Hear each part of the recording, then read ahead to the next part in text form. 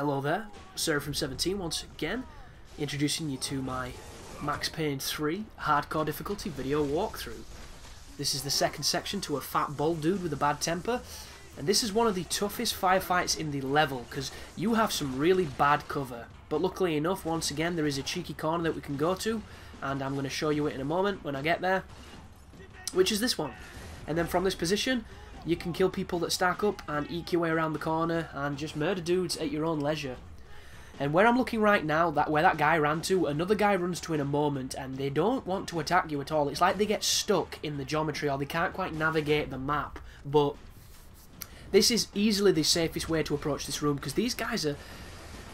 they're hard to hit in the smoke, and every time you bob up to shoot one, another one will hit you. And there's plants, there's foliage, there's all sorts of nonsense that makes it harder than it needs to be. But this corner, once again, like most of the corner tricks in these games, it just proves how broken these camera angles are for these kind of games, because it can make the game completely easy if you know how to do it. And this is not me saying developers take it out because we're exploiting it. This is just how these games are played, and when you play them on a difficulty as severe as this one, this is the best way to do it. And there might be some people that think that this is a bitch way of playing, that you're supposed to, you know, dive around and be a psycho gunman all the time. And I'm not completely against that train of thought, but I don't understand why we would, you know, set these standards for ourselves on a game on its hardest difficulty when everything in the game is trying to kill you the cheapest and easiest way it can. Why the hell would you not try and do it back? We're not hurting anyone, we're not, you know, frustrating or griefing anyone. It's the computer, and the computer's merciless, so you need to be merciless directly back at it, or it's gonna have its way with you. You know, it's gonna be prison rape with no complimentary flowers. It's not gonna be fun. But as soon as you come out of the elevator, that guy will sneak up on you if you're not careful.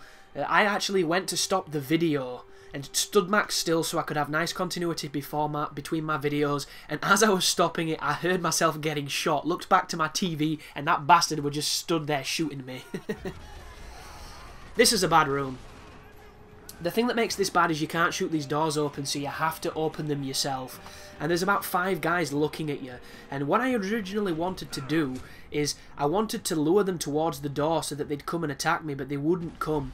They would just stand back and wait for me to enter the room. So this is going to be a rough fight, this guys. And what I would probably recommend in hindsight would perhaps just run into the room in slow motion and go up against cover in those desks to the right of me. Now, that compartment might be pretty good, but as you can see, these guys are getting pretty close now, so... And what I'm trying to do here is I'm trying to kill the other people before I kill the guy that killed me, so that I can get, you know, as many kills as possible in the recovery kill cam mode thing. But as you can hear, there's more guys in this room. I couldn't see that guy, so I wasted another painkiller. This is probably the sloppiest fight of the level for me, this one, because I just didn't approach it well enough. And it's not set to... those doors are bullshit, man. You should open them once and they should stay open. There's no reason for them to swing shut. And I know it's realistic because they're probably fire doors, but fuck that shit, man. It's a game. As I lay down on the floor while this guy's waiting for me to come back up. But... machine gun guy. So, whenever you see these people, do not worry too much about them. They will kill you really quick with their weapon, but you kill them really quick as well. So, it's a double-sided sword. I mean, look at that. The guy's down. I used a painkiller to do it, but it still counts, and now we're left to run around the office blocks trying to find as many painkillers as we can, and fingers crossed there'll be a few. But dynamic difficulty generally means it's a bit of a pain in the arse. But I tell you a dynamic difficulty that's worse, and that is God Hand, because there is a dodge move on God Hand where you do a little duck under like a punch or a kick that somebody throws at you, and if you dodge like that consecutively, you boost the difficulty almost immediately. Like, if you see a boss that's going to do a move, for instance, he puts both his arms out at the side of him as if he's going to clothesline you, and then he spins around rotating, you know, spinning his fists, like a tornado of spinning back fists. If you see a boss doing that and you just bash on the analog to keep ducking under the punches, your difficulty is going to go from normal to super fuck you intelligent enemies that will shit on your chest in seconds. And that's how that game is. That game is so challenging for a game on normal because the dynamic difficulty it it's tough, and anybody that's picking that game up and you don't have any familiarity with it, it's going to kick your ass, because it's kicking my ass. But keep on moving forward, keep on scouring for painkillers, keep on doing the Max Payne thing, and you'll notice I've picked up the HK from the heavy, and it only has 34 bullets in it, but these 34 bullets are all I need, because these guns are terrific. And if you can find one of those ammo caches that are going to refill your gun, try and use it when you've got this weapon, because it's so powerful. But the next room is a bunch of guys, there's a bunch of shelves, and you can cheese them again with some good spots, so just watch what I do, pay as much attention as possible when you're playing, because the moment you stop focusing and your concentration goes is the moment a guy flanks you and you're using more painkillers than you need to. I'm going to talk about another film though, because it's my right, it's my privilege, and hopefully it'll make this a bit more entertaining, because these levels are long. And that film is The Grey, with Liam Neeson in it. So, anyone who's not seen this film advertised, it is basically about a pretty down and cynical guy who works as a hunter slash some kind of security position for people that work in habitats that are at threat by wild animals. For instance, you know, if you worked in Kenya, you might have somebody on your security detail, if you're out in the field fixing something, who protects you from the lions and protects you, you know, from anything that might try and fucking eat you, because Kenya's filled with shit that eats you. Well, Liam Neeson does that, but he does it in places in Alaska, and he specialises in wolves. So he's a wolf killer, essentially. And he's going to do a tour with this crew of like oil diggers or something. I'm not too sure about the semantics of what all the people did, but there's this crew that are going to this remote area of Alaska to do some work, and he's there to protect them. And that's exactly what you'd think is going to happen in the film, and I knew nothing about this movie when I watched it. I didn't really know. All I knew was it was going to be Liam Neeson versus a bunch of wolves, and I thought it was going to be all Hollywoody and all that kind of nonsense, and it really isn't.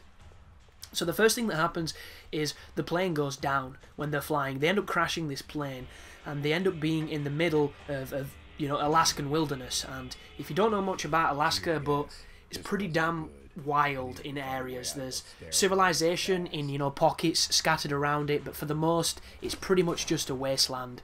And they get stuck out on this mountain or in this wilderness, and I think there's only about 8 of them that survive, and they're pretty lucky to survive that, because I mean, a plane's crashing, there's not many people that walk away from plane crashes unless you're Bruce Willis. But the plane goes down and they salvage everybody, and there's just this film, like, it's been a while since a film has been so affecting to me, and I don't know if it's because without the internet and without games and stuff, I didn't really have, you know, much of an outlet to vent my frustrations and vent my feelings and my emotions. But when I was watching this movie, as like when I was watching The Divide, but more so this one really affected me. I found myself getting really emotional during it, like I was on my period or something. But there's a sequence at the start where a guy's femoral artery's been severed and he's bleeding out in this plane, and Liam Neeson goes over to him and he's putting pressure on the wound, obviously, and he starts to talk to this guy, and the music, which is very minimum at this time, and the sound effects and all the background noise, it just kind of fades out, and it fades out to almost an eerie silence, this kind of really strange juxtaposed serenity. And then there's this monologue between these two characters, and the first thing Liam Neeson says is, "You're dying," to this guy. And in every other film you've ever seen, they're always like, you're going to be fine, you know, you're going to get through this, you're going to see your wife again. They say some bullshit nonsense to try and make them feel better, some kind of consolation to the fact that this person is about to end their life and is about to leave our plane of existence. And it just doesn't do that at all. He tells this guy exactly what is about to happen, and he says it in the most sweet and gentle way imaginable. And the way that this scene plays out, because it's such a slow burn through this dramatic moment, it's cutting to the people that are watching it, you know, like the people that are actually this man's friend, and this man's dying, and he's realizing that he's dying, and he doesn't want to die, and it's just that human moment, that truly human moment as he's slipping away. And I was nearly in tears, man. It was choking me up big time, and this was only the first 20 minutes of the film. So from that initial moment, I knew that this was going to be a good film and a film that was going to affect me because it was just powerful without even really trying. It was such a standout sequence.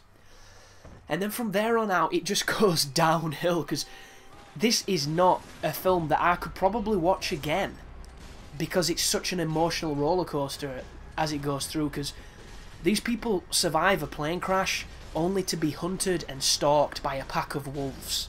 And this is a pack of wolves that live in a habitat where humans are not the alpha predators.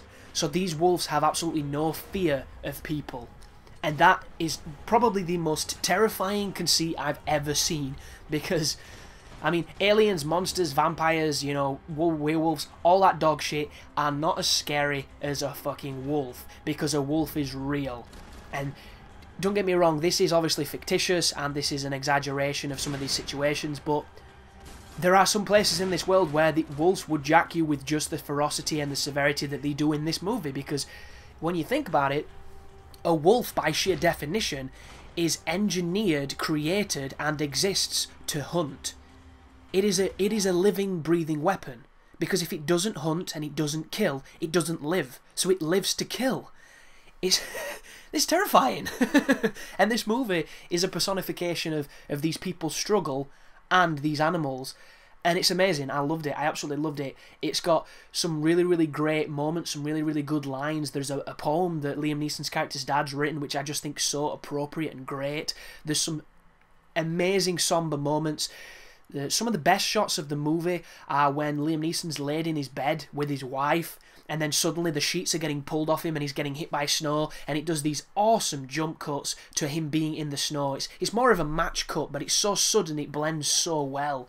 And it's just a terrific piece of filmmaking. And the twist, which is a little bit obvious because you know there's something happening, or the revelation of his wife, was beautiful. So affecting, man. Such a good movie. And I loved it. And check it out if you're interested. This is not going to be a Michael Bay, you know, double guns diving. This is not Arnie reeling off one-liners and murdering fools left and right. This is a struggle. This is turmoil. It's such a good film. I loved it. But thanks for watching, guys, and you take care now.